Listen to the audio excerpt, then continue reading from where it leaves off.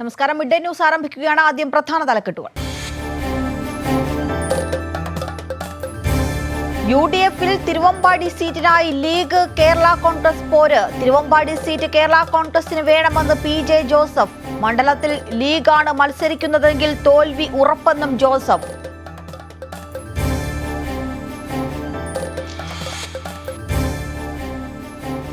വിദ്യാഭ്യാസത്തോടൊപ്പം തൊഴിൽ നൈപുണ്യ പരിശീലനവും വേണമെന്ന് മുഖ്യമന്ത്രി. നവകേരളം യുവകേരളം സംവാദം കണ്ണൂർ സർവകലാശാലയിൽ പുരോഗമിക്കുന്നു. പരിപാടിയിൽ സംവദിക്കുന്നത് 2000-ഓളം വിദ്യാർത്ഥികൾ.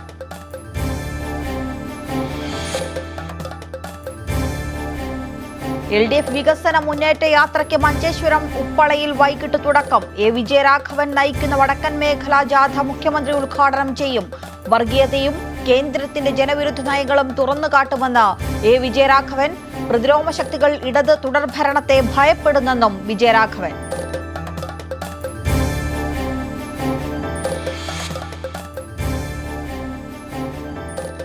UDF-ലേക്ക് ഉറപ്പിച്ച് മാണി സി കാപ്പൻ. നാളെ ഐശ്വര്യ കേരള യാത്രയിൽ പങ്കെടുക്കും. ദേശീയ നേതൃത്വം തനിക്കൊപ്പമെന്ന് കാപ്പൻ.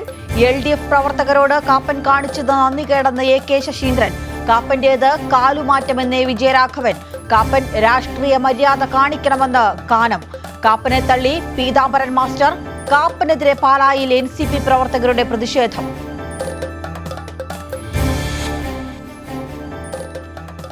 ഫിറോസ് കുന്നുംപറമ്പലിനെതിരെ വീണ്ടും ആരോപണം. ഇത്തവണ രംഗത്തെത്തിയത് വയനാട്ടിൽ നിന്നുള്ള രോഗിയുടെ കുടുംബം. കുഞ്ഞിന്റെ പേരിൽ പിരിഞ്ഞു കിട്ടിയ തുകയുടെ കണക്ക് ചോദിച്ചതിന് ഫിറോസ് തങ്ങളെ നന്ദിയില്ലാത്തവരാക്കിയെന്ന് കുടുംബം.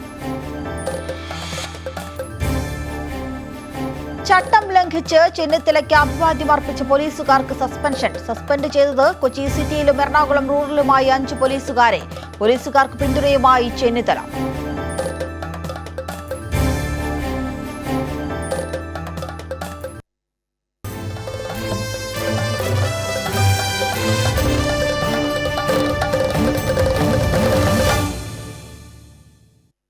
വിശദമായ റിപ്പോർട്ടുകൾ പരിശോധിക്കും മുൻപ് മുസ്ലിം ലീഗുകാർ കൊലപ്പെടുത്തിയ കാഞ്ഞങ്ങാട് DYFI പ്രവർത്തകൻ അബ്ദുൾ റഹ്മാൻ ഔഫിന്റെ കുടുംബസഹായ ഫണ്ട് വിതരണം CPI സംസ്ഥാന ആക്ടിംഗ് സെക്രട്ടറി A. വിജയരാഘവൻ ഉദ്ഘാടനം ചെയ്തു. ചടങ്ങിൽ അദ്ദേഹം സംസാരിക്കുകയാണ്. അതിലേക്ക് അതോടൊപ്പം ഈ സംസ്ഥാനത്ത് ഉത്തരേന്ത്യയിൽ നടത്തുന്നത് പോലെ ന്യൂനപക്ഷങ്ങൾക്ക് നേരെയുള്ള കടന്നാക്രമണങ്ങൾ നടത്താൻ ഒരു ശക്തിയെയും അനുവദിക്കുകയില്ല എന്നത് വ്യക്തമായ ഒരു കാര്യവുമാണ്.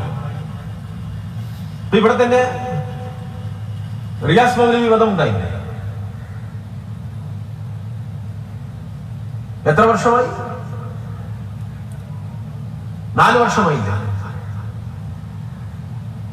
ആ പ്രതികളെ അവർക്ക് ജാമ്യം കിട്ടാതെ ഇപ്പോഴും റിമാൻഡിൽ കഴിയേണ്ടി വരുന്നത് എന്തുകൊണ്ടാ?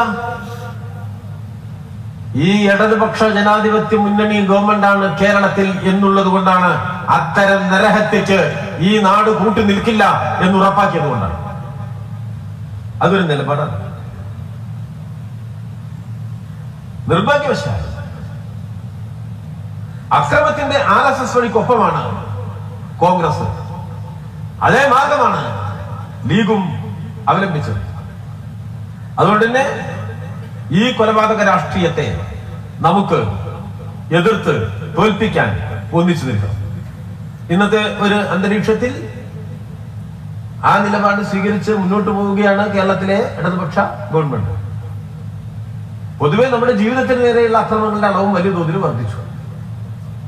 ഇന്ന് നമ്മൾ പത്രങ്ങളിൽ വായിച്ചു,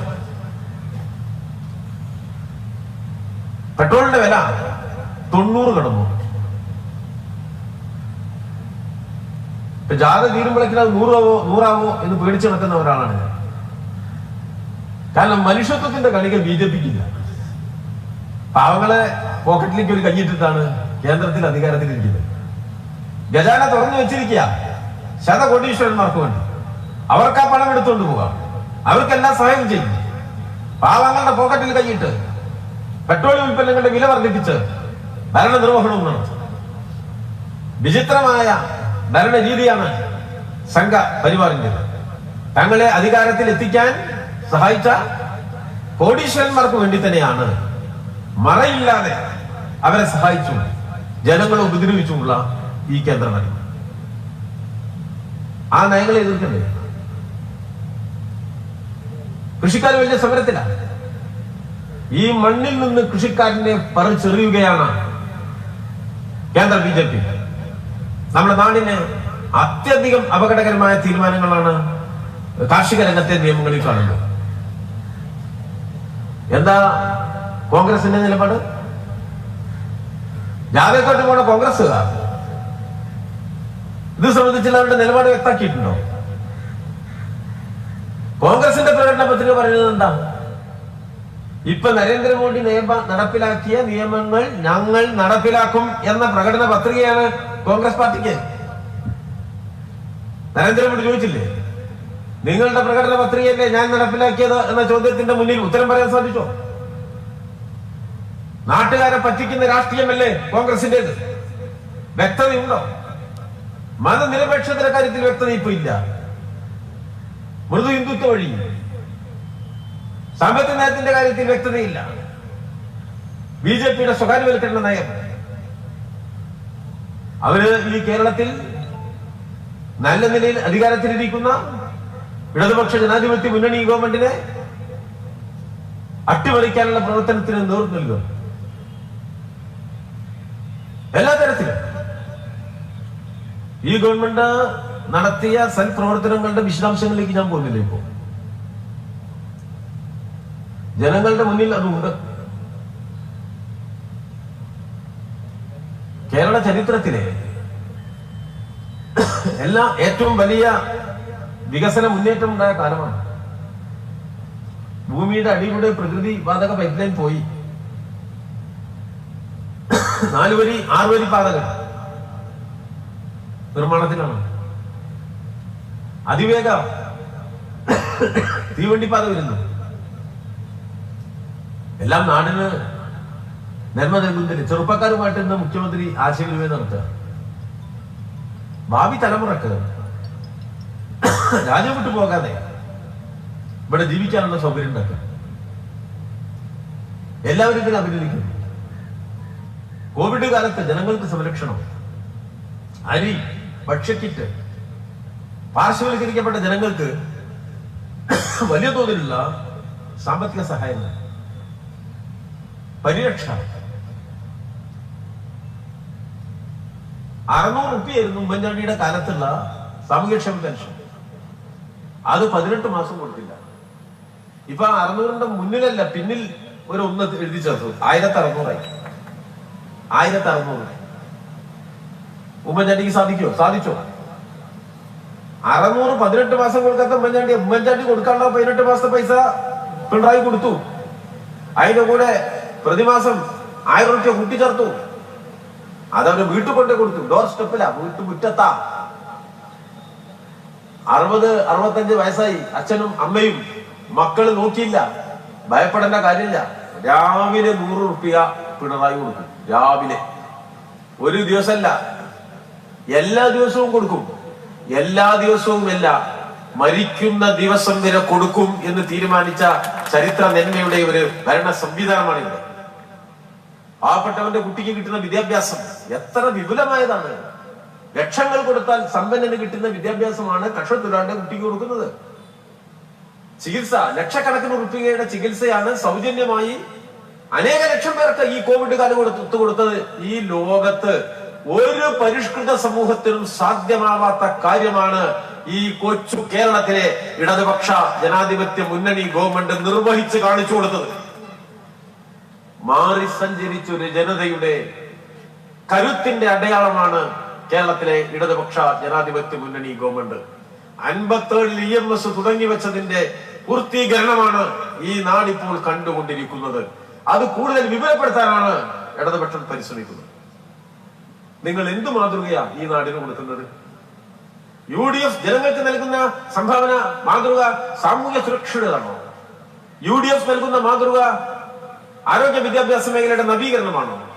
UDF നൽകുന്ന മാതൃക ചെറുപ്പക്കാരന്റെ വിഭവശേഷിയെ ലോകത്തിലേക്ക് മുന്നോട്ട് കൊണ്ടുപോകാൻ സഹായകരമായ നിലപാടാണോ? എല്ലാവർക്കുമുള്ള പരിരക്ഷയാണോ?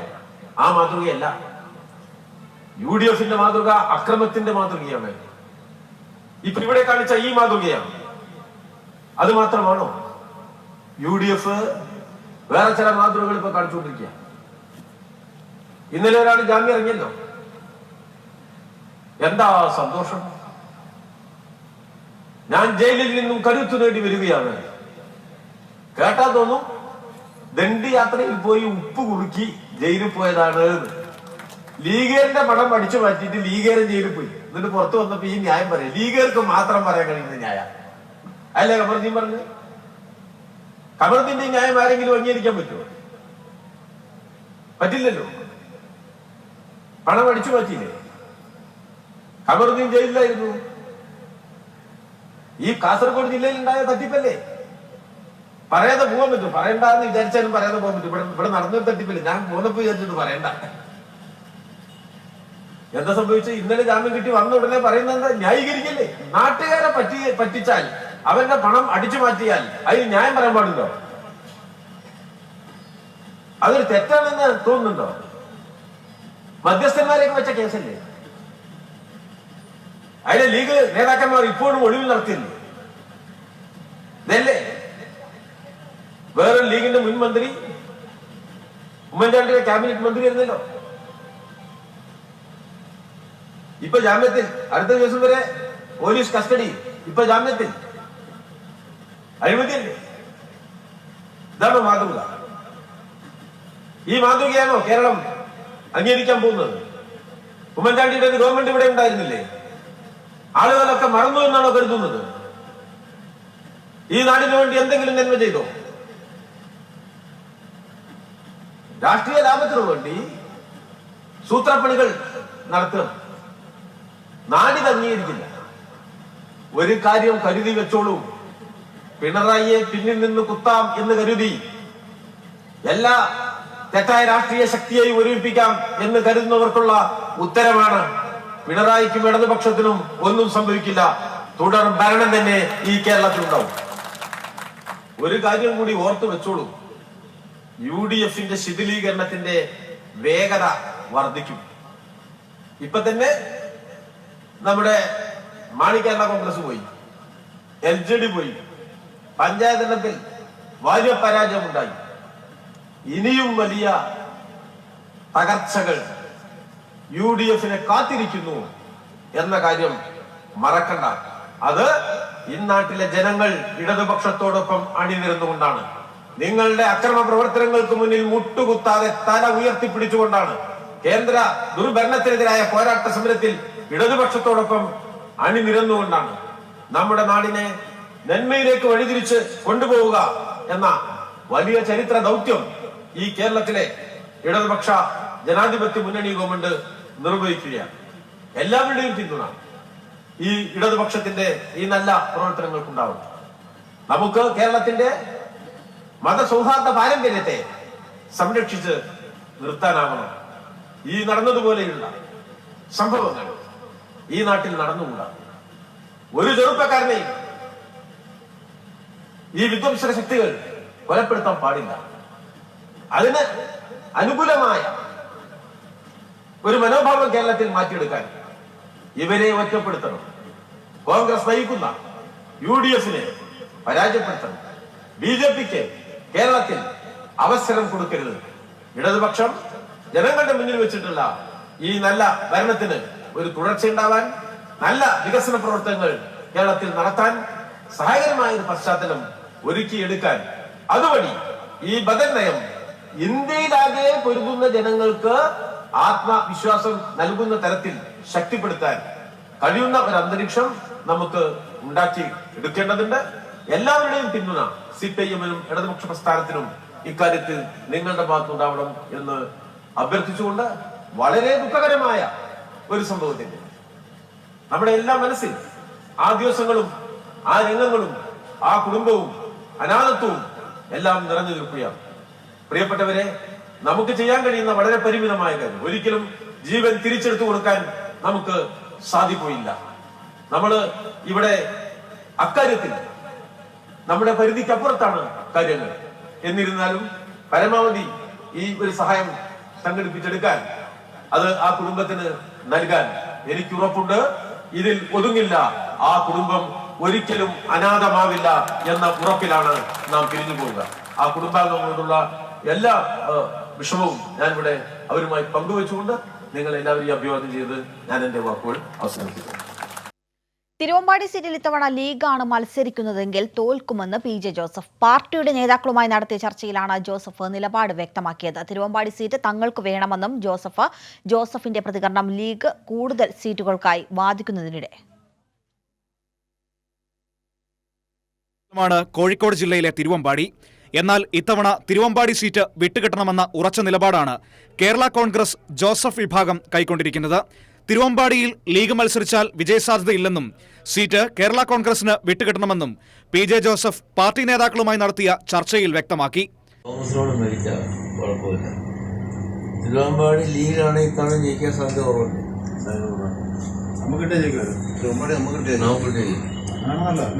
രണ്ട് രീതിയിലാണ് ഞാനതിനെ വിലയിരുത്തുന്നത്. കോൺഗ്രസിനോട് മരിച്ചാൽ കുഴപ്പമില്ല. തിരുവമ്പാടി ലീഗാണ് ഇത്തവണ ജയിക്കാൻ സാധ്യത കുറവുണ്ട്.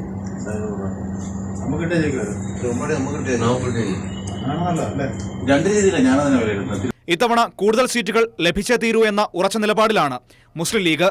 തിരുവമ്പാടി കേരള കോൺഗ്രസിന് വിട്ടുകൊടുക്കാൻ ലീഗ് നേതൃത്വം തയ്യാറാവില്ലെന്നിരിക്കെ ജോസഫിന്റെ അവകാശവാദം UDFിലെ സീറ്റ് തർക്കങ്ങൾ സങ്കീർണമാക്കും.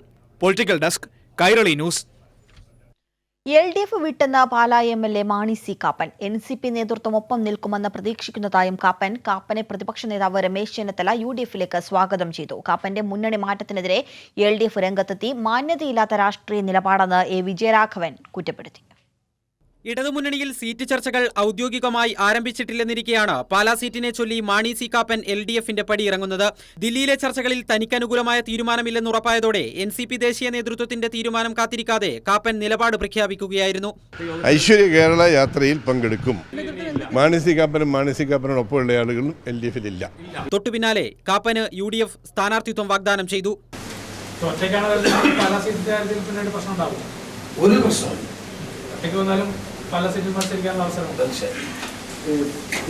കാപ്പനെതിരെ LDF നേതൃത്വം കടുത്ത വിമർശനവുമായി എത്തി. മാന്യതയില്ലാത്ത രാഷ്ട്രീയ നിലപാടെന്നായിരുന്നു A വിജയരാഘവന്റെ കുറ്റപ്പെടുത്തൽ. ഇടതുപക്ഷ ജനാധിപത്യ മുന്നണിയുടെ പ്രതിനിധിയായി മത്സരിക്കുകയും ജയിക്കുകയും ചെയ്ത ഒരാൾ ഇപ്പോൾ ചേരിമാറുന്നത് ഒരുതരം കാലുമാറ്റമാണ്. NCP ഇടതുപക്ഷ മുന്നണിയിലുണ്ട്. ഇപ്പോൾ അതിലെ ഒരംഗം, ഒരു നിയമസഭാ അംഗം UDFിലേക്ക് കാലുമാറിയിരിക്കുന്നു. അത് രാഷ്ട്രീയ മാന്യതകൾക്ക് നിരക്കാത്ത ഒരു കാര്യമാണ്. കാപ്പന് UDFുമായി നേരത്തെ കരാറുണ്ടെന്ന് വ്യക്തമാക്കുന്നതാണ് ഇന്നത്തെ പ്രസ്താവനയെന്ന് AK ശശീന്ദ്രനും ആരോപിച്ചു.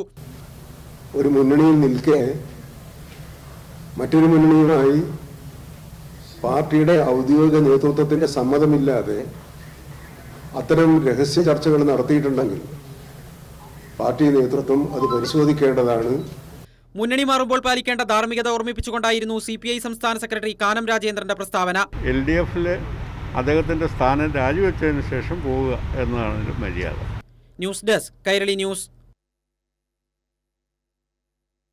മാണി സി കാപ്പനെതിരെ മന്ത്രി AK ശശീന്ദ്രൻ കാപ്പന് UDFുമായി നേരത്തെ കരാറുണ്ടെന്ന് വ്യക്തമാക്കുന്നതാണ് ഇന്നത്തെ പ്രസ്താവന. മാണി സി കാപ്പൻ LDFിനോട് അനീതി കാണിച്ചു. LDF വിട്ട തീരുമാനം അത്ഭുതപ്പെടുത്തുന്നുവെന്നും ശശീന്ദ്രൻ വ്യക്തമാക്കി. NCP LDFിന്റെ ഭാഗമാണ്. LDF വിടുന്ന രാഷ്ട്രീയ സാഹചര്യം ഉണ്ടായിട്ടില്ലെന്നും അദ്ദേഹം കൂട്ടിച്ചേർത്തു. ഇന്നിപ്പോൾ അദ്ദേഹം പറഞ്ഞ വാക്കുകൾ കടമെടുത്താൽ ദേശീയ നേതൃത്വം എന്ത് തീരുമാനമെടുത്താലും ഞാൻ UDFിലേക്ക് പോകുമെന്നാണ്. അതിൽ നിന്നും നമുക്ക് മനസ്സിലാക്കാൻ കഴിയുന്നത് UDFുമായി കാലേ കൂട്ടി തന്നെ കരാറുകൾ ഒപ്പിച്ചിട്ടുണ്ട് എന്നാണ്.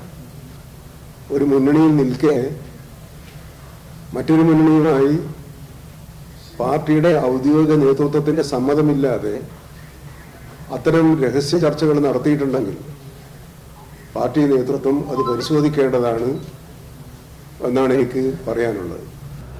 LDF വിടുന്ന ഒരു രാഷ്ട്രീയ സാഹചര്യം ഇതുവരെ ഉണ്ടായിട്ടില്ല എന്നതാണ് വസ്തുത. ഫിറോസ് കുന്നുംപറമ്പലിനെതിരെ വീണ്ടും ആരോപണവുമായി മറ്റൊരു രോഗിയും കുടുംബവും രംഗത്ത്. വയനാട്ടിൽ നിന്നുള്ള കുഞ്ഞിന്റെ കുടുംബമാണ് രംഗത്തെത്തിയത്. കുഞ്ഞിന്റെ പേരിൽ തങ്ങൾക്ക് പിരിഞ്ഞു കിട്ടിയ തുകയുടെ കണക്ക് ചോദിച്ചപ്പോൾ ഞങ്ങൾ നന്ദിയില്ലാത്തവരാണെന്ന് ഫിറോസ് പറഞ്ഞുവെന്ന് കുഞ്ഞിന്റെ കുടുംബത്തിന്റെ പ്രതികരണത്തിലേക്ക് ആദ്യം. ഫിറോസ്, എനിക്ക് നിങ്ങളോട് ഒരു കാര്യം എനിക്ക് ചോദിക്കാനുള്ളൂ. എനിക്ക് എൻ്റെ കൊച്ചിന് പിരിഞ്ഞു വന്ന പൈസയുടെ കാര്യം മാത്രമേ ഞങ്ങൾ ചോദിച്ചിട്ടുള്ളൂ.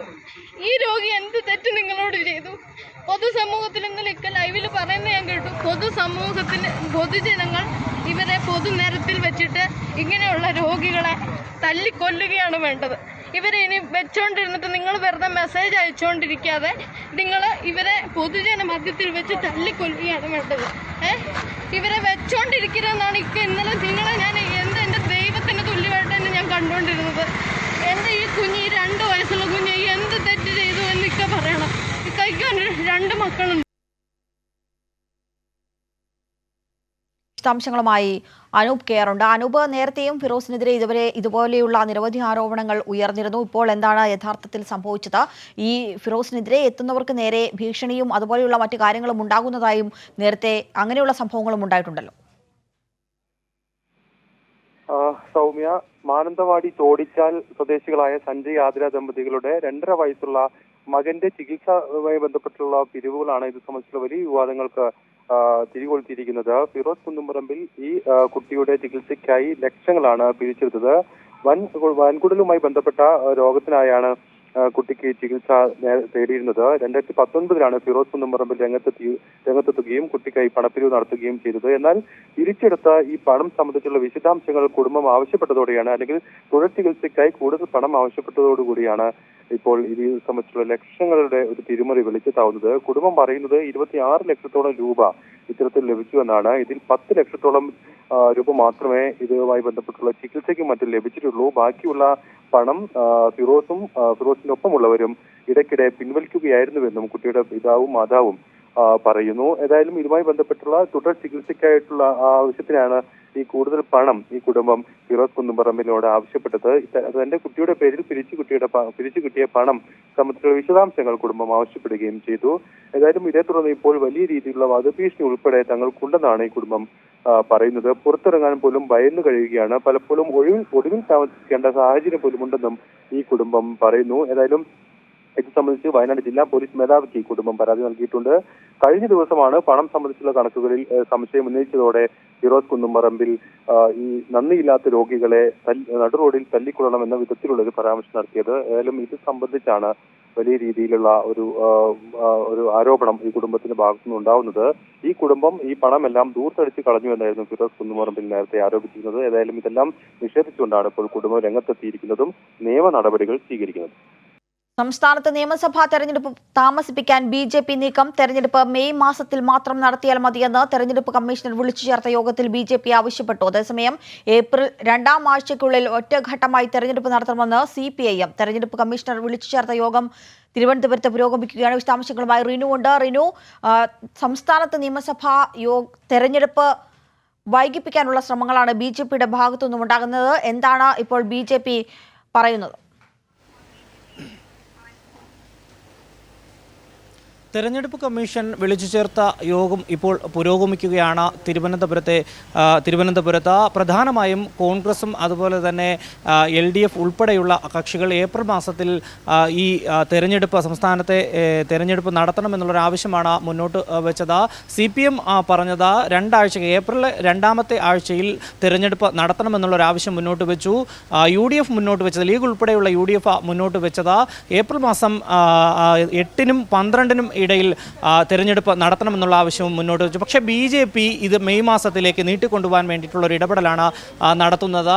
കൃത്യമായിട്ടുള്ള രാഷ്ട്രീയ അജണ്ടകളുടെ ഭാഗമാണെന്ന് വേണമെങ്കിൽ നമുക്ക് പറയാം.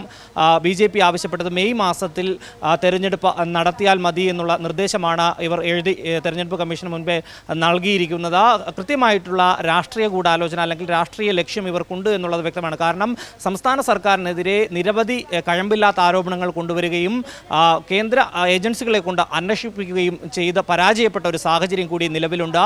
ഇനി പുതിയ തന്ത്രം മെനയുവാൻ വേണ്ടിയിട്ടുള്ള ഒരു നീട്ടിവെക്കലാണ് ഇത് എന്ന് നമുക്ക് കൃത്യമായി തന്നെ പറയാം. ആ ഒരു അജണ്ട കൂടി കണക്കാക്കിയാണ് ഇത്തരത്തിലുള്ള ഒരു ഇടപെടൽ BJP നടത്തിയിരിക്കുന്നത്. രേഖാമൂലം നിർദ്ദേശം എഴുതി നൽകിയതും കൃത്യമായി റംസാൻ, അതുപോലെ തന്നെ വിഷു, ഈസ്റ്റർ എന്നിവയെല്ലാം തന്നെ ഏപ്രിൽ പകുതിക്ക് ശേഷമാണ്. അതിനു മുൻപായി ഈ തെരഞ്ഞെടുപ്പ് നടത്തണമെന്നുള്ളൊരു ആവശ്യം, ഈ ഫെസ്റ്റിവൽ എല്ലാം തന്നെ മുൻകൈയെടുത്ത് മെയ് മാസത്തിലേക്കാകുമ്പോൾ ചൂട് കൂടുന്ന ഒരു സാഹചര്യം ഉണ്ടാകും.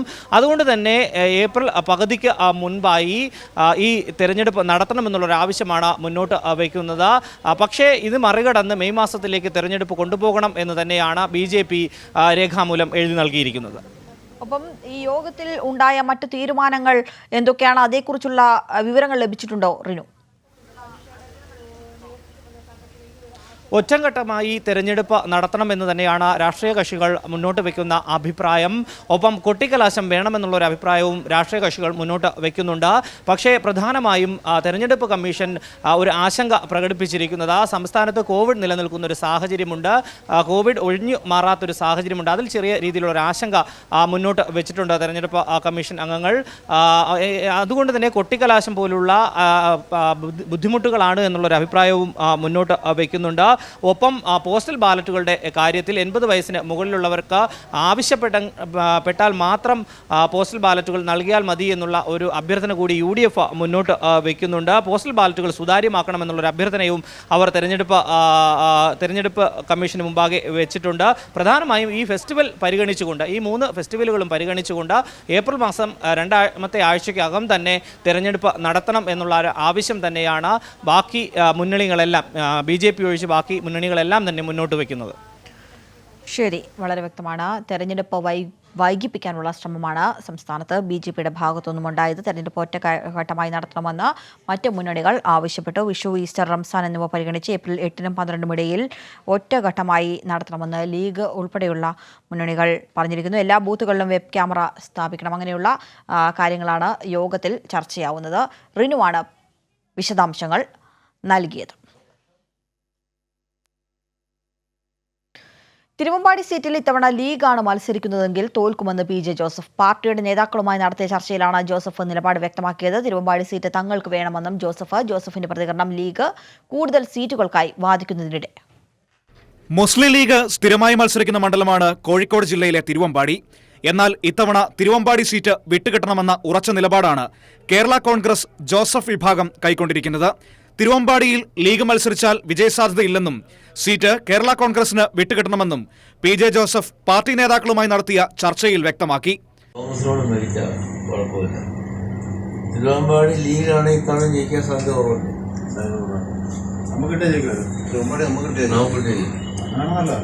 രണ്ട് രീതിയിലാണ് ഞാനതിനെ വിലയിരുത്തുന്നത്. കോൺഗ്രസിനോട് മരിക്കാം, കുഴപ്പമില്ല. തിരുവമ്പാടി ലീഗാണ് ഇത്തവണ ജയിക്കാൻ സാധ്യത കുറവുണ്ട്.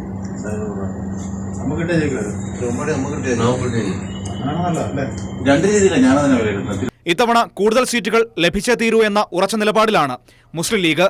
തിരുവമ്പാടി കേരള കോൺഗ്രസിന് വിട്ടുകൊടുക്കാൻ ലീഗ് നേതൃത്വം തയ്യാറാവില്ലെന്നിരിക്കെ ജോസഫിന്റെ അവകാശവാദം UDFിലെ സീറ്റ് തർക്കങ്ങൾ സങ്കീർണമാക്കും. Political desk, Kairali news. Mani C കാപ്പനെതിരെ പരസ്യ പ്രതിഷേധവുമായി NCP. കാപ്പനെതിരെ പാർട്ടി പ്രവർത്തകർ പാലായിൽ പ്രകടനം നടത്തി. കാപ്പൻ UDFുമായി നേരത്തെ കരാറുണ്ടാക്കിയെന്ന് AK ശശീന്ദ്രൻ ആരോപിച്ചു. ശരത് പവാറിന് പിന്തുണയേണ്ടെന്ന കാപ്പന്റെ വാദം TP പീതാംബരൻ മാസ്റ്റർ തള്ളി. റാങ്ക് ഹോൾഡേഴ്സ് സമരം ആദ്യഘട്ട ചർച്ചയിൽ തീരുമാനമായില്ല. തുടർ ചർച്ചകളിൽ പ്രതീക്ഷയെന്ന് സമരക്കാർ. രേഖാമൂലമുള്ള ഉറപ്പ് ലഭിക്കും വരെ സമരം തുടരുമെന്നും സമരക്കാർ ഉന്നയിച്ച ആവശ്യങ്ങൾ പലതും അപ്രായോഗികമെന്ന് DYFI നേതാക്കൾ.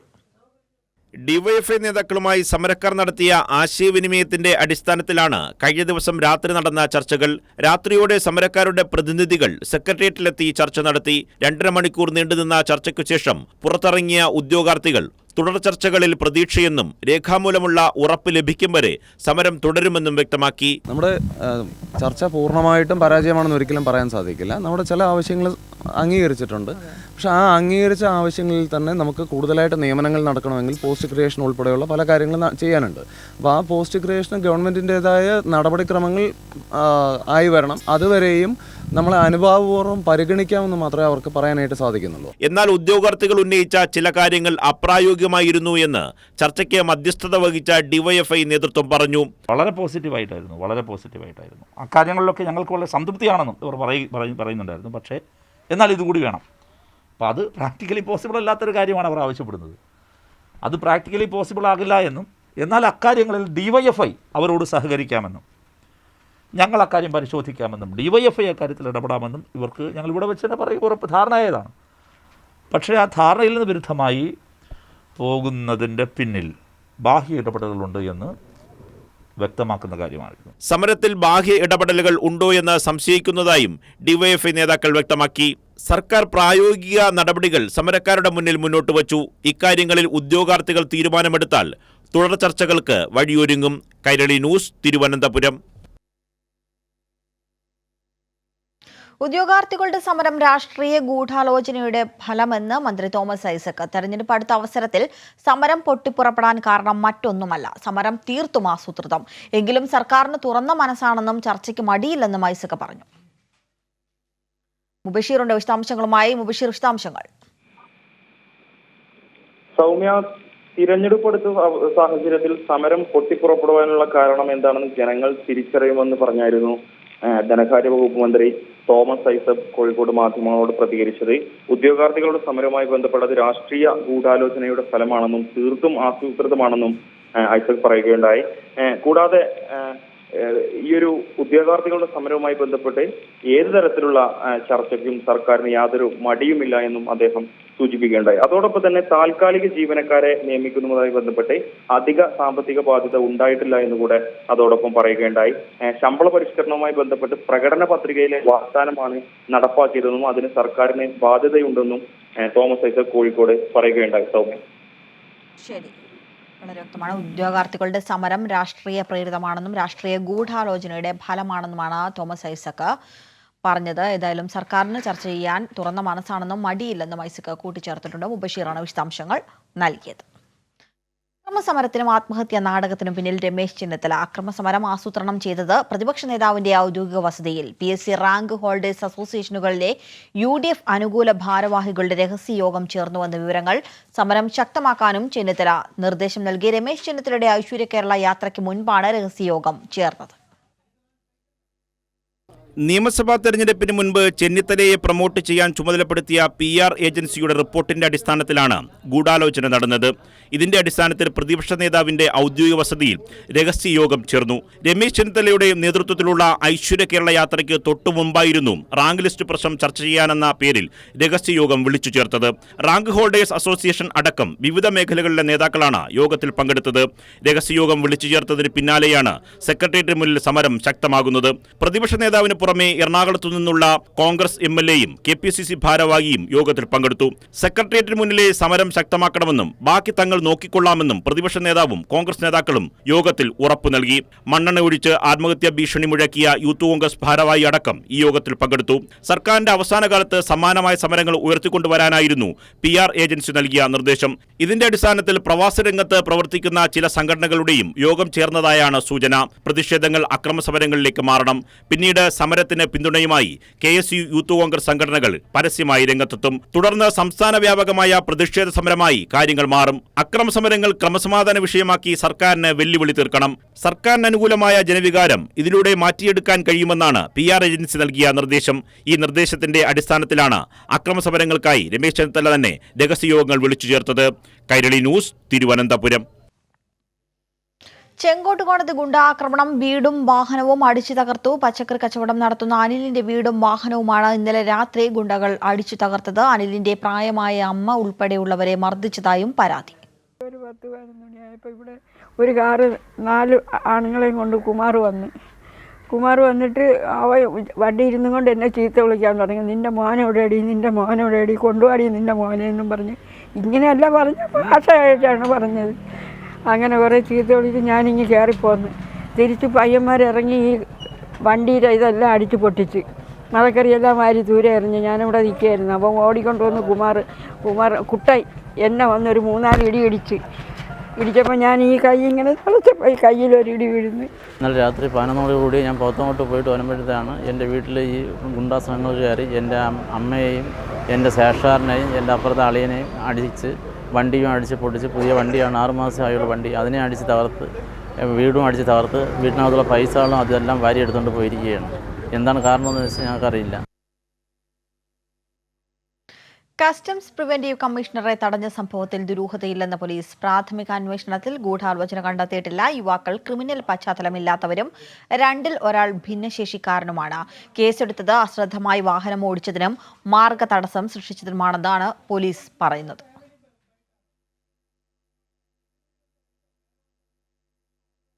വാർത്തയിലേക്ക് വരാം. മറ്റൊരു വാർത്തയിലേക്ക്. പെട്ടുപിടി ദുരന്ത ബാധിതരുടെ പുനരധിവാസം സാധ്യമാകുന്നു. ദുരന്തം ബാക്കിവെച്ച 8 കുടുംബങ്ങൾക്കായുള്ള വീടുകളുടെ നിർമ്മാണം പൂർത്തിയായി. മൂന്നാർ കുറ്റിയാർ വാലിയിൽ നിർമ്മിച്ച വീടുകളുടെ താക്കോൽദാനം നാളെ മന്ത്രി എം മണി നിർവഹിക്കും. പെട്ടിമുടി ദുരന്തം ബാക്കിവെച്ച 8 കുടുംബങ്ങളുടെ പുനരധിവാസം അതിവേഗം പൂർത്തിയാക്കുകയാണ് സർക്കാർ. കുറ്റിയാർ വാലിയിൽ പട്ടയം നൽകി പതിച്ചുകൊടുത്ത ഭൂമിയിൽ കണ്ണൻദേവൻ കമ്പനിയുടെ സഹായത്തോടെയാണ് വീടുകളുടെ നിർമ്മാണം പൂർത്തിയാക്കിയത്. എല്ലാവിധ സൗകര്യങ്ങളോടും കൂടിയ ഒരേ തരത്തിലുള്ള 8 വീടുകളാണ് ഇവിടെ നിർമ്മിച്ചിരിക്കുന്നത്. ദുരന്തം എല്ലാം കവർന്നെടുത്തപ്പോൾ അനാഥരായ ഗോപികയും ഹേമലതയുമടക്കം ഇനി സർക്കാർ ഒരുക്കിയ ഈ സ്നേഹത്തണലിൽ അന്തിയുറങ്ങും. ഞായറാഴ്ച കുറ്റ്യാർവാലിയിൽ വെച്ച് വീടുകളുടെ താക്കോൽ മന്ത്രി എം മണി കുടുംബങ്ങൾക്ക് കൈമാറും. ചടങ്ങിൽ റവന്യൂ വകുപ്പ് മന്ത്രി ഇ ചന്ദ്രശേഖരൻ, തൊഴിൽ വകുപ്പ് മന്ത്രി ടി രാമകൃഷ്ണൻ തുടങ്ങിയവർ ഓൺലൈൻ വഴി സംബന്ധിക്കും. കഴിഞ്ഞ ഓഗസ്റ്റിലുണ്ടായ ഉരുൾപൊട്ടലിലും മണ്ണിടിച്ചിലിലും 66 പേർ മരണപ്പെടുകയും 4 പേരെ കാണാതാവുകയും ചെയ്തിരുന്നു. ദുരന്തം നടന്ന് 7 മാസത്തിനകം തന്നെ ദുരന്തബാധിതരുടെ പുനരധിവാസം യാഥാർത്ഥ്യമാക്കാനായി എന്നത് ശ്രദ്ധേയമാണ്. കൈരളി ന്യൂസ്, ഇടുക്കി. UDF സർക്കാരിന്റെ കാലത്ത് PSC റാങ്ക് ലിസ്റ്റിൽ ഭിന്നശേഷി ക്രമം അട്ടിമറിക്കപ്പെട്ടതിലൂടെ നിയമനം ലഭിക്കാതിരുന്ന കണ്ണൂർ സ്വദേശി ഡോക്ടർ KP നിതീഷിന് LDF സർക്കാരിന്റെ കാലത്ത് നീതി. ഭിന്നശേഷിക്കാരനായ നിതീഷിന് കഴിഞ്ഞ ദിവസം PSCയുടെ അഡ്വൈസ് മെമ്മോ ലഭിച്ചു. തന്റെ പ്രശ്നത്തിൽ ഇടപെട്ട സംസ്ഥാന യുവജന കമ്മീഷനെ നേരിട്ട് നന്ദി അറിയിക്കാൻ നിതീഷ് കണ്ണൂരിൽ നടന്ന അദാലത്തിലെത്തി. 9ാം വയസ്സിൽ പിടികൂടിയ ബോൺ ട്യൂമറിനോട് പൊരുതി ജയിച്ച് MA റാങ്കും JRFും PhDയും നേടിയ വ്യക്തിയാണ് നാറാത്ത് സ്വദേശി ഡോക്ടർ KP നിതീഷ്. 2016-ൽ കോളേജ് ലെക്ചറർ മലയാളം റാങ്ക് പട്ടികയിൽ ഇടം പിടിച്ചു. ഭിന്നശേഷി സംവരണം അട്ടിമറിക്കപ്പെട്ടതിനെ തുടർന്ന് നിയമനം ലഭിച്ചില്ല. LDF സർക്കാർ അധികാരത്തിൽ എത്തിയതിന് പിന്നാലെ നിതീഷിൻ്റെ പരാതി അനുഭാവപൂർവ്വം പരിഗണിച്ചു. ഇതിനെ തുടർന്നാണ് കഴിഞ്ഞ ഫെബ്രുവരി 6-ന് അഡ്വൈസ് മെമ്മോ ലഭിച്ചത്. എൻ്റെ കാര്യങ്ങളൊക്കെ ബോധ്യപ്പെട്ടിട്ട് ഈ ഒരു സർക്കാർ എനിക്കൊരു PSC ഒക്കെ എനിക്ക് വേണ്ടിയിട്ട് പരിശ്രമിക്കുകയും എനിക്ക് ജോലി അഡ്വൈസ് കിട്ടുകയും ചെയ്തിട്ടുണ്ട്. ഇതിൽ എല്ലാവരോടും നന്ദിയുണ്ട്. ഇത്തവണ ഞാൻ ജോലി കിട്ടിയ സന്തോഷത്തിൽ തന്നെയാണ് വന്നത്. പക്ഷേ എനിക്ക് എന്നെ ആദ്യമായി കേട്ട ഒരു കമ്മീഷൻ എന്ന നിലയിൽ എൻ്റെ മുന്നിലിരുത്തി എൻ്റെ പ്രശ്നങ്ങൾ കേട്ട് അത് പരിഹരിക്കാൻ മുന്നിട്ടിറങ്ങിയ ഒരു കമ്മീഷൻ എന്ന നിലയിൽ യുവജന കമ്മീഷനോട് ഒരുപാട് നന്ദിയുണ്ട്. തൻ്റെ പ്രശ്നത്തിൽ ഒപ്പം നിന്ന സംസ്ഥാന യുവജന കമ്മീഷനെ നേരിട്ട് നന്ദി അറിയിക്കാൻ നിതീഷ് കഴിഞ്ഞ ദിവസം കണ്ണൂരിൽ നടന്ന അദാലത്തിൽ എത്തി. കമ്മീഷൻ്റെ വളരെ ശക്തമായ ഒരു ഇടപെടലിൻ്റെ ഭാഗമായിട്ടാണ് നിതീഷ് KPക്ക് അഡ്വൈസ് ലഭിക്കുകയും അദ്ദേഹത്തിന് അത്തരത്തിൽ ജോലിയിൽ പ്രവേശിക്കാനുള്ള സാധ്യത തെളിഞ്ഞു വരികയും ചെയ്തത്. അദ്ദേഹം അദാലത്തിൽ നേരിട്ട് ഹാജരായി കമ്മീഷൻ്റെ ഇടപെടലുകൾക്ക് പ്രത്യേക നന്ദി അറിയിച്ചിട്ടുണ്ട്. ബോൺ ട്യൂമർ ചലനശേഷിയെ ബാധിച്ചതിനാൽ പ്രത്യേക ഉപകരണത്തിൻ്റെ സഹായത്തോടെയാണ് നിതീഷ് നടക്കുന്നത്. ചികിത്സയ്ക്കായി വാങ്ങിയ വായ്പ തിരിച്ചടക്കാൻ കഴിയാത്തതിനാൽ വീട് ജപ്തി ചെയ്തിരുന്നു. ഇപ്പോൾ വാടക വീട്ടിലാണ് താമസം. ഒരുപാട് പ്രതിസന്ധികൾക്കിടയിൽ ജീവിക്കുമ്പോഴാണ് ആശ്വാസമായി അഡ്വൈസ് മെമ്മോ ലഭിക്കുന്നത്. കൈരളി ന്യൂസ്, കണ്ണൂർ.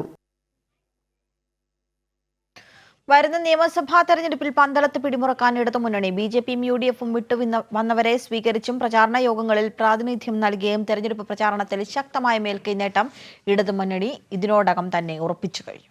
അടൂർ മണ്ഡലത്തിൽ ഉൾപ്പെടുന്ന പന്തളം കളറാക്കാൻ ഇടതുമുന്നണി. അണിയറയിൽ കോപ്പുകൂട്ടി BJPയും UDFും.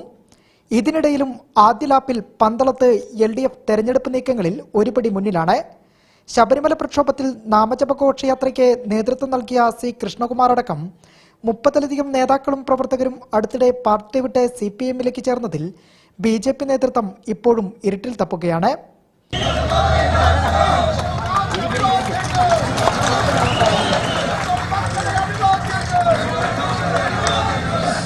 നഗരസഭാ ഭരണമെന്ന പ്രതീക്ഷയാണ് നിലവിൽ BJPയെ മുന്നോട്ട് കൊണ്ടുപോകുന്നത്. എന്നാൽ പാർട്ടിക്കുള്ളിലെ പൊട്ടിത്തെറികൾ ഇവിടെയും കല്ലുകടിയായി തുടരുന്നുണ്ട്. കോൺഗ്രസിന്റെ അവസ്ഥയും മറിച്ചല്ല. 25ലധികം കോൺഗ്രസ് നേതാക്കളും ദിവസങ്ങൾക്ക് മുൻപേ രാജിവെച്ച് CPIMൽ ചേർന്നിരുന്നു. തദ്ദേശ സ്ഥാപന കക്ഷിനിലയിൽ പോലും കോൺഗ്രസിന്റെ അംഗബലമാകട്ടെ ഒറ്റ സംഖ്യയിൽ ഒതുങ്ങുന്നതാണ്. നിലവിൽ ഇരു പാർട്ടിയിലെയും ഒരു വിഭാഗത്തിന്റെ വരവ് ഇടതിന് കൂടുതൽ കരുത്ത് പകരുന്നുണ്ട്. തെരഞ്ഞെടുപ്പ് ചുമതലകളിൽ പുതിയ അംഗങ്ങളെ ഇടതുമുന്നണി കൂടുതൽ സജീവമാക്കും. BJP കോൺഗ്രസ് നേതൃത്വത്തിന്റെ നീക്കങ്ങളെ പ്രാദേശികമായി പ്രതിരോധിക്കാനും ഇവരെ ചുമതലപ്പെടുത്തും. നിലവിൽ കൂട്ടലും കിഴിക്കലും നടത്തുന്ന രണ്ട് മുന്നണികളും ഇടതുമുന്നണിക്കൊപ്പം അവസാന ലാപ്പ് പിടിക്കാൻ കിതയ്ക്കുകയാണ്. കൈരളി ന്യൂസ്, പത്തനംതിട്ട. സുപ്രീം കോടതി ചീഫ് ജസ്റ്റിസ് SA ബോബ്ഡെ വിരമിക്കാൻ 1 മാസം മാത്രം ബാക്കി നിൽക്കെ ഒരു ജഡ്ജിനെ പോലും സുപ്രീം കോടതിയിലേക്ക് ശുപാർശ ചെയ്യാതെ കൊളീജിയം അംഗങ്ങൾക്കിടയിലെ അഭിപ്രായ ഭിന്നതയാണ് കാരണമെന്നാണ് റിപ്പോർട്ട്. 2019 നവംബറിലായിരുന്നു സുപ്രീം കോടതി ചീഫ് ജസ്റ്റിസായി SA ബോബ്ഡെ ചുമതലയേൽക്കുന്നത്. ഏപ്രിൽ 23 ചീഫ് ജസ്റ്റിസ് സ്ഥാനത്ത് നിന്ന് SA ബോബ്ഡെ വിരമിക്കുകയും ചെയ്യും. എന്നാൽ ചീഫ് ജസ്റ്റിസ് വിരമിക്കാൻ പോകുന്നത് അദ്ദേഹം അധ്യക്ഷനായ കൊളീജിയം സുപ്രീം കോടതി ജഡ്ജി സ്ഥാനത്തേക്ക് ഒരാളെ പോലും ശുപാർശ ചെയ്യാതെയാണ്. 4 ജഡ്ജിമാർ വിരമിച്ച ഒഴിവും 2 ജഡ്ജിമാർ വിരമിക്കാനിരിക്കുകയും ചെയ്യുന്ന സാഹചര്യത്തിൽ 6 ജഡ്ജിമാരുടെ കുറവാണ് സുപ്രീം കോടതിയിലുള്ളത്. ഈ ഒഴിവുകൾ നിലനിൽക്കെയാണ് ഇവ നികത്തുന്നതിന് ഒരു ശുപാർശകൾ പോലും നടത്താത്ത കൊളീജിയം നിലപാട്. ഓൾ ഇന്ത്യ സീനിയോറിറ്റി ലിസ്റ്റിൽ 3ാമതുള്ള ത്രിപുര ഹൈക്കോടതി ചീഫ് ജസ്റ്റിസ് അഖിൽ ഖുറേഷിയെ സുപ്രീം കോടതി ജഡ്ജായി ഉയർത്തുന്നതിൽ കൊളീജിയം അംഗങ്ങൾക്കിടയിൽ ഒരേ സ്വരമല്ല ഉള്ളത്. ഇതാണ് ഒരു ശുപാർശ പോലും നടത്താൻ കൊളീജിയം തയ്യാറാകാത്തതിന് പിന്നിലെ പ്രധാന കാരണം. 2015 HL ദത്തു ചീഫ് ജസ്റ്റിസായിരിക്കെ സുപ്രീം കോടതി ജഡ്ജി സ്ഥാനത്തേക്ക് ഒരാളെ പോലും ശുപാർശ ചെയ്തിരുന്നില്ല. അതിനുശേഷം ഇതാദ്യമായാണ് സുപ്രീം കോടതിയിൽ സമാന സാഹചര്യം ഉണ്ടാകുന്നത്. News desk, Kairali news. കർഷക സമരം 82ാം ദിനം ഇന്ന് രാജസ്ഥാനിലെ എല്ലാ ടോൾ പ്ലാസകളും കർഷകർ പിടിച്ചടക്കും. കൂടാതെ വരും ദിവസങ്ങളിൽ പന്തം കൊളുത്തി പ്രകടനം, റെയിൽവേ ട്രാക്ക് തടയൽ എന്നിവയും നടത്തും. ഇന്ന് രാജസ്ഥാനിലെ അജ്മീരിൽ രാഹുൽ ഗാന്ധി ട്രാക്ടർ റാലി നടത്തും. കർഷക പ്രക്ഷോഭം 82ാം ദിനത്തിലേക്ക് എത്തിയതോടെ കൂടുതൽ ശക്തമാകുന്നു. അതേസമയം രാജസ്ഥാനിലെ മുഴുവൻ ടോൾ പ്ലാസകളും കർഷകർ ഇന്ന് പിടിച്ചടക്കും. പുൽവാമയിൽ വീരമൃത്യു വരിച്ച സൈനികരുടെ ഓർമ്മ ദിവസമായ ഞായറാഴ്ച കർഷകർ രാജ്യവ്യാപകമായി പന്തം കൊളുത്തി പ്രകടനം നടത്തും. ഫെബ്രുവരി 16 രാജ്യവ്യാപകമായി സർ ചോട്ടൂരം ജന്മദിനം ആഘോഷിക്കും. ഫെബ്രുവരി 18 12 മുതൽ വൈകിട്ട് 4 വരെ റെയിൽവേ ട്രാക്ക് തടഞ്ഞുകൊണ്ട് കർഷകർ സമരം ചെയ്യും. ഗുജറാത്തിലെ കർഷകരെ സമരം ചെയ്യാൻ അനുവദിച്ചില്ലെങ്കിൽ ഗുജറാത്തിലേക്ക് കർഷകരുടെ കാൽനട യാത്ര നടത്തുമെന്ന് രാകേഷ് തികായത്ത് പറഞ്ഞു. അതേസമയം രാജസ്ഥാനിലെ അജ്മീറിൽ രാഹുൽ ഗാന്ധി ട്രാക്ടർ റാലി നടത്തും. അജ്മീറിൽ നടക്കുന്ന കർഷക സമരങ്ങളിലും രാഹുൽ ഗാന്ധി പങ്കെടുക്കും. കൈരളി ന്യൂസ്, ദില്ലി. കർഷക സമരങ്ങൾക്ക് ഐക്യദാർഢ്യവുമായി മലയാളി വിദ്യാർത്ഥികൾ സമരഭൂമിയിൽ. ഡൽഹി യൂണിവേഴ്സിറ്റിയിലും കേരള യൂണിവേഴ്സിറ്റിയിലും പഠിക്കുന്ന വിദ്യാർത്ഥികളാണ് കലാപരിപാടികളുമായി സമരഭൂമിയിൽ എത്തിച്ചേർന്നത്.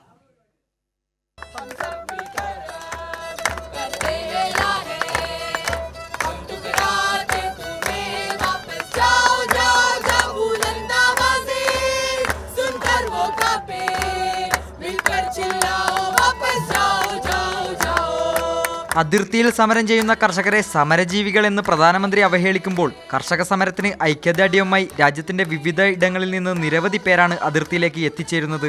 കഴിഞ്ഞ ദിവസങ്ങളിൽ കേരള യൂണിവേഴ്സിറ്റി വിദ്യാർത്ഥികളും ഡൽഹി യൂണിവേഴ്സിറ്റിയിലെ മലയാളി വിദ്യാർത്ഥികളും ഗാസിപ്പൂർ സമരവേദിയിൽ ഐക്യദാർഢ്യവുമായി എത്തിച്ചേർന്നിരുന്നു. മലയാള വിപ്ലവ ഗാനങ്ങളുമായി കർഷകരുടെ കൂടെ വിദ്യാർത്ഥികൾ ചേർന്നതോടെ സമരത്തിന് ഊർജം കൂടിയെന്ന് കർഷകർ അഭിപ്രായപ്പെട്ടു. യൂണിവേഴ്സിറ്റി ക്യാമ്പസ് വിദ്യാർത്ഥി ബാലപ്രസാദിന്റെ വയലിനും മറ്റു മലയാളി വിദ്യാർത്ഥികളുടെ പാട്ടുകൾക്കും സമരവേദിയിൽ നിറഞ്ഞ കയ്യടിയാണ് ലഭിച്ചത്.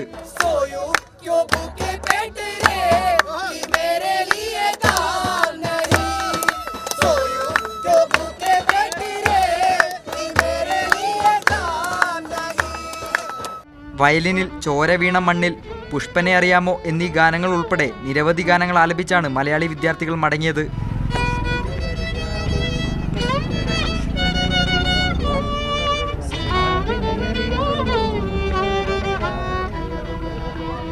വിദ്യാർത്ഥികൾ സംസാരിക്കുന്ന ഭാഷ ഏതാണെന്ന് അറിയില്ലെങ്കിലും കർഷകർക്ക് വേണ്ടി കൊറോണ കാലത്തും 3000 കിലോമീറ്റർ ദൂരം യാത്ര ചെയ്ത് വിദ്യാർത്ഥികൾ ഐക്യദാർഢ്യവുമായി സമരവേദിയിൽ എത്തുന്നത് അതിയായ സന്തോഷമാണെന്ന് കർഷക നേതാക്കൾ പറഞ്ഞു.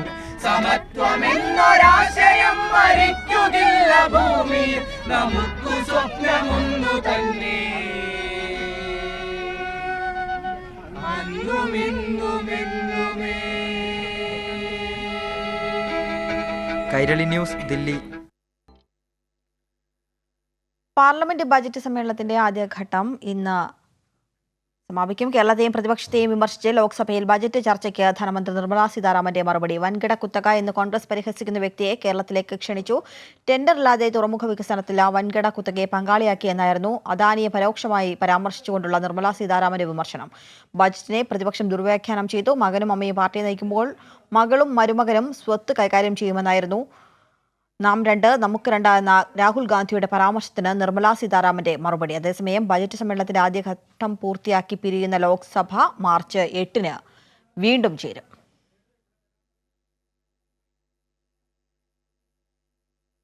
കൊല്ലത്ത് അധ്യാപികയ്ക്കെതിരെ വിദ്യാർത്ഥികളുടെ പരാതി. മൊബൈൽ ഫോണിൽ ഇൻസ്റ്റാഗ്രാം അക്കൗണ്ട് നിർമ്മിച്ച് ചാറ്റ് ചെയ്യുകയും ആ വിവരം പുറത്തറിയിക്കുമെന്ന് ബ്ലാക്ക്മെയിൽ ചെയ്ത് സ്വർണവും പണവും തട്ടിയെന്നുമാണ് പരാതി.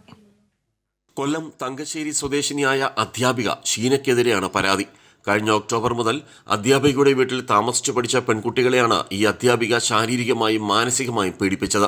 വിദ്യാർത്ഥിനികളുടെ മൊബൈൽ ഫോണിൽ അവരറിയാതെ ഇൻസ്റ്റാഗ്രാം അക്കൗണ്ട് നിർമ്മിച്ച് ചാറ്റ് ചെയ്യുകയും ഇതിന്റെ സ്ക്രീൻഷോട്ട് പുറത്തുവിടുമെന്ന് ബ്ലാക്ക്മെയിൽ ചെയ്ത് സ്വർണവും പണവും തട്ടിയെടുത്തുവെന്നുമാണ് അധ്യാപികയ്ക്കെതിരെ വിദ്യാർത്ഥികളുടെ തന്നെ പരാതി. ഫോണൊക്കെ രാത്രി ആകുമ്പോൾ മിസ് മേടിച്ചു വെക്കും. എന്നിട്ട് രാത്രി അപ്പം മിസ് ഞങ്ങളുടെ ഫോൺ എടുക്കും ഞങ്ങൾ ഉറങ്ങിക്കഴിയുമ്പോൾ. എന്നിട്ട് ഞങ്ങളുടെ ഫോൺ നമ്പർ ഉപയോഗിച്ചും ഞങ്ങളുടെ പേര് ഉപയോഗിച്ച് ഇൻസ്റ്റാഗ്രാമിൽ ഫേക്ക് ഐ ഡി ഉണ്ടാക്കും. എന്നിട്ട് അറിയാത്ത ആൾക്കാർക്ക് ഞങ്ങളുടെ പിക്സ് ഒക്കെ ഇട്ട് കൊടുത്തിട്ട് വൃത്തികെട്ട രീതിയിൽ ചാറ്റ് ചെയ്തിട്ട് അത് സ്ക്രീൻഷോട്ട് എടുത്ത് വെച്ച് എന്നിട്ട് ഞങ്ങളാ ചെയ്തെന്നും പറഞ്ഞ് ഞങ്ങളെ ബ്ലാക്ക്മെയിൽ ചെയ്യും. എന്നിട്ട് പിന്നെ എൻ്റെ കൂടെ പഠിക്കുന്ന ഒരു കൊച്ചിൻ്റെ പേരും പറഞ്ഞ് എനിക്ക് മെസ്സേജ് ഇട്ട്. എന്നിട്ട് എൻ്റെ അടുത്ത് ആ കൊച്ചിൻ്റെ അമ്മയ്ക്ക് സുഖമില്ല, കൊച്ചിന് കാശ് വേണമെന്നൊക്കെ പറഞ്ഞ് ഭയങ്കരമായിട്ട് ആവശ്യപ്പെട്ടു. അപ്പോൾ ഞാൻ എൻ്റെ അടുത്ത് ഒന്നുമില്ലെന്ന് പറഞ്ഞപ്പം മിസ്സ് പറഞ്ഞ ആ കൊച്ചു മിസ്സിനെ വിളിച്ച് പറഞ്ഞ് ആ കാശ് എൻ്റെ കൈ കിടന്ന ചെയിൻ മേടിച്ച് കൊടുക്കണമെന്ന്. അങ്ങനെ എൻ്റെ മിസ്സ് വന്ന് എൻ്റെ കൈ കിടന്ന ചെയിൻ ഊരിയെടുത്തിട്ട് പോയി. പിന്നെ എന്നെക്കൊണ്ട് അമ്മയുടെ ബാഗിൽ നിന്ന് കാശ് എടുപ്പിച്ച് വീട്ടിൽ പറഞ്ഞു കൊടുക്കും എന്നൊക്കെ പറഞ്ഞ് 4000 രൂപ എടുപ്പിച്ച്. പിന്നെ കാശ് വെച്ചപ്പോൾ കൊടുത്തില്ല. അപ്പം പറഞ്ഞ് അപ്പൻ്റെ അമ്മയുടെ വളയോ മാല എടുത്തിട്ട് വരണമെന്ന്. പിന്നെ അവിടെ നിന്നപ്പോൾ എൻ്റെ ലോക്കറ്റ് പോയി മിസ്സ് അതുകൊണ്ട് വിറ്റ് 3600 രൂപയ്ക്ക്. എന്നിട്ട് കാശ് ചോദിച്ച് കൊടുക്കാത്തപ്പോൾ എന്നെ അടിക്കുകയും ഇടിക്കുകയൊക്കെ ചെയ്തു. പണം നൽകാത്തതിന് പെൺകുട്ടികളെ മർദ്ദിക്കുകയും ചെയ്തു. പഠിക്കാൻ വരുന്ന കുട്ടികളെ പ്രണയിക്കാനും പ്രേരിപ്പിച്ചുവെന്നും വിദ്യാർത്ഥിനികൾ പറഞ്ഞു.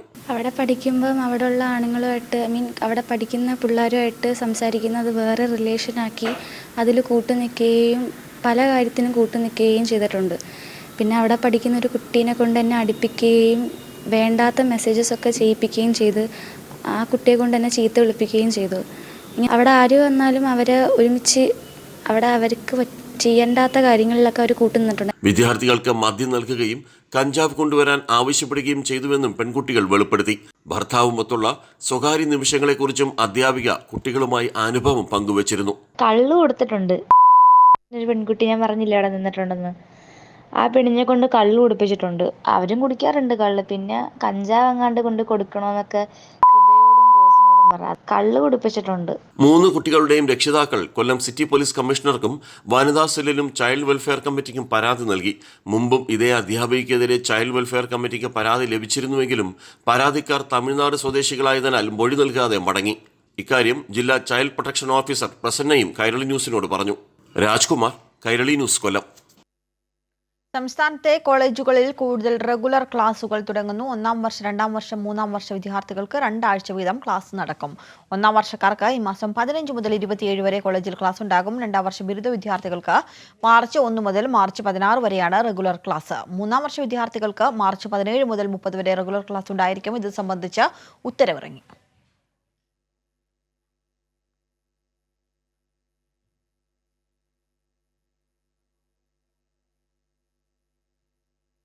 വയനാട് തലപ്പുഴയിൽ ആയുധധാരികളായ മാവോയിസ്റ്റുകൾ എത്തിയതായി വിവരം.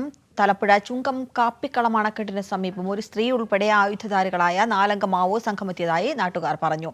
വൈകുന്നേരം 7 മണിയോടെയായിരുന്നു സംഭവം. പ്രദേശവാസിയായ തുപ്പാടൻ സിദ്ദിഖിന്റെ വീടിന്റെ ഭിത്തിയിൽ പോസ്റ്ററുകൾ പതിക്കുകയും സിദ്ദിഖിന്റെ മകന്റെയും കൂട്ടുകാരന്റെയും കൈവശം ലഘുലേഖകൾ നൽകിയതായും വീട്ടുകാർ പറഞ്ഞു. മുദ്രാവാക്യം വിളിച്ച ശേഷം സംഘം തിരിച്ച് കാട്ടിലേക്ക് മടങ്ങി. കാർഷിക സമരത്തിന് ഐക്യദാർഢ്യം പ്രഖ്യാപിച്ചുകൊണ്ടും കർഷകരുടെ മുഴുവൻ കടങ്ങളും എഴുതി തള്ളണമെന്നാവശ്യപ്പെട്ടുകൊണ്ടുമുള്ള പോസ്റ്ററുകളാണ് പതിച്ചിരിക്കുന്നത്.